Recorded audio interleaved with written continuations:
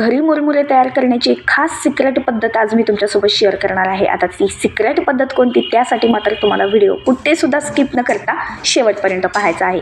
आजवर कोणी न सांगितलेली आणि कोणी न शेअर केलेली रेसिपी आज पहिल्यांदाच तुमच्यासोबत यूट्यूबवर मी शेअर करणार आहे. त्यासाठी व्हिडिओ मात्र कुठेसुद्धा स्किप न करता शेवटपर्यंत पहा.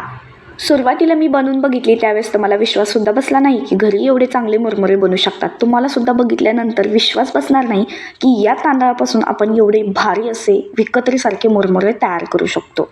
मुरमुरे बनवायची खास सिक्रेट पद्धत म्हणजे आपल्याला सुरुवातीला तर तांदूळ आपल्याला मुरमुऱ्याचाच घ्यायचा आहे. हा तांदूळ तुम्हाला इझिली मार्केटमध्ये कुठेही मिळून जातो. मुरमुऱ्याचा तांदूळ म्हटलं तरीसुद्धा तुम्हाला तांदूळ दिला जाईल. पण लक्षात असू द्या, घेते वेळेस मुरमुऱ्याचाच तांदूळ म्हणून घ्या, म्हणजे तुमचे मुरमुरे अगदी विकत्रीसारखे फुललेले असे तयार होतील. तर आता मी इथे एक वाटीमध्ये 4 चमचे इतके मी मुरमुऱ्याचा तांदूळ घेतलेला आहे. आता त्या तांदळामध्ये तुम्हाला 2 चमचे इतकं पाणी घालायचं आहे आणि छान असं तांदूळ मिक्स करून घ्यायचं आहे. लक्षात असू द्या, पाणी मिक्स करते वेळेस जास्त पण तुम्हाला पाणी यामध्ये घालायचं नाही. आपल्याला हे मुरमुरे सुकवत घालायचे आहेत, कारण 15 ते 20 मिनिटामध्ये पंख्याखाली सुकवले की ते व्यवस्थित असे सुकले जातात. त्यामुळे 4 चमचे तांदळाला 2 चमचे पाणी पुरेसं होतं. आता हे पाणी टाकून मिक्स करून घेतले.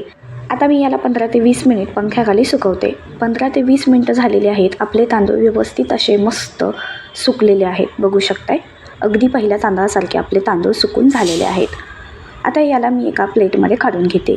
आता हे तांदूळ थोड्या वेळ साईडला करून ठेवूया. तोपर्यंत आपण गॅस चालू करून घेऊया आणि गॅसवरती कढई तापायला ठेवूया. कढई चांगली आता गरम झालेली आहे. आता त्यामध्ये आपण मीठ घालायचं आहे.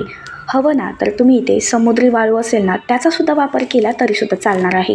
पण प्रत्येक वेळेस असं थोडी ना होतं. प्रत्येकाच्याच घरामध्ये समुद्री वाळू असेल असं काही नसतं. त्यामुळे आपलं जे खायचं मीठ असतं ना, तुम्ही त्यामध्ये सुद्धा हे मुरमुरे अगदी विकत्रीसारखे बनवू शकता. सुरुवातीला तर काय करायचं, भरपूर मीठ टाकायचं कढईमध्ये आणि त्याला लालसर कलर येईपर्यंत तुम्हाला हे मीठ भाजून घ्यायचं आहे. आता हे मी संपूर्ण लालसर कलर येईपर्यंत हे मीठ छान असं भाजून घेते. तोपर्यंत तुम्हा सर्वांना माझं एक निवेदन आहे. हा आपला रेसिपीचा व्हिडिओ तुम्ही कोणत्या गावातून किंवा कोणत्या शहरातून पाहताय हे मला नक्की कमेंट करून सांगा, म्हणजे मलासुद्धा समजेल की माझ्या रेसिपीचे व्हिडिओ कुठपर्यंत पोहोचत आहेत. सोबत जर अजून तुम्ही आपलं प्रियंका किचन मराठी हे मराठमोळं चॅनल सबस्क्राईब नसेल केलं तर नक्की या चॅनलला सबस्क्राईब करा. सोबत बाजूचं बेल आयकॉन पण प्रेस करून ठेवा, म्हणजे माझी पुढची कुठली जी नवीन येणारी रेसिपी आहे त्याचे नोटिफिकेशन सर्वात अगोदर तुमच्यापर्यंत पोहोचली जातील.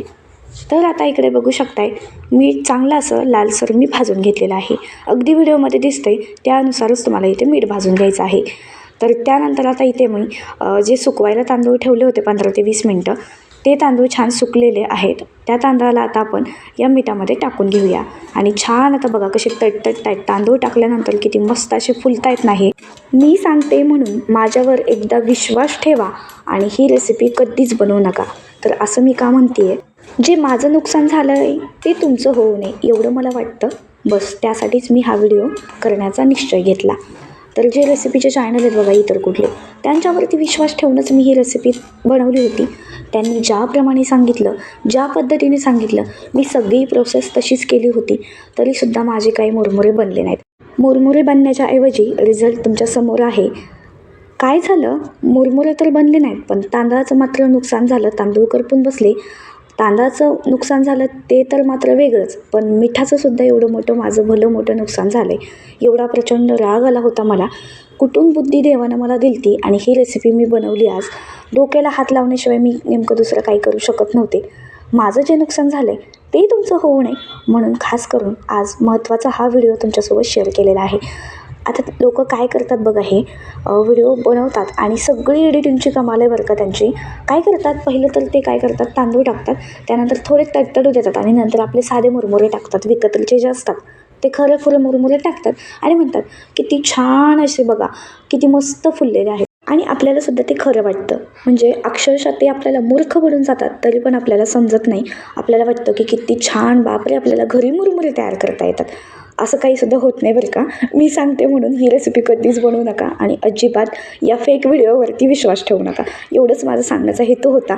माझं ही व्हिडिओ बनवण्याचं एकमेव कारण म्हणजे माझं जे नुकसान झालं आहे, मी ज्या व्हिडिओवरती विश्वास ठेवून ही रेसिपी बनवली आहे तसं तुम्ही कुठल्याही व्हिडिओवरती विश्वास ठेवून रेसिपी बनवू नका. आता बघा, तुम्ही काय करा, पूर्ण व्हिडिओ बघितल्यानंतरच ठरवा की रेसिपी बनवायची आहे की नाही बनवायची. अशा फेक व्हिडिओवरती तर बिलकुल विश्वास ठेवू नका. जसं की आज मी तुम्हाला त्यांचं पडद्यामागलचं खरंच सत्य उघडकीस आणलेलं आहे. एक प्रकारे माझं नुकसान झालं तरीसुद्धा चालेल, पण माझ्या यूट्यूब फॅमिलीसोबत असं काही होऊ नये असं मला वाटलं, म्हणून खास माहितीपूर्ण व्हिडिओ तुमच्यासाठी घेऊन आले होते. तर माझं तर नुकसान झालेलं आहे, पण इथून पुढे तुमचं कुठल्याही गोष्टीमुळे नुकसान होऊ नये म्हणून खास करून हा व्हिडिओ मी तुमच्यासोबत शेअर केलेला आहे. तर तुम्हाला आजचा माझा व्हिडिओ जर थोडा जरी माहितीपूर्ण वाटला असेल ना, तर व्हिडिओसाठी एक लाईक नक्कीच करून घ्या. आणि जे कोणी माझ्या चॅनलवरती पहिल्यांदा हा माझा व्हिडिओ पाहत असाल ना, त्यांनी पटकन चॅनलला सबस्क्राईब करा, सोबत बाजूचं बेल आयकॉन प्रेस करा, म्हणजे माझी पुढची कुठली जी नवीन खास युनिक भन्नाटाची रेसिपी येईल त्याचे नोटिफिकेशन सर्वात अगोदर तुमच्यापर्यंत पोहोचतील. चला भेटते एका अशा छान माहितीपूर्ण पुढच्या व्हिडिओमध्ये. तोपर्यंत मंडळी मस्त राहा, स्वस्त राहा आणि मेन म्हणजे खात राहा. धन्यवाद.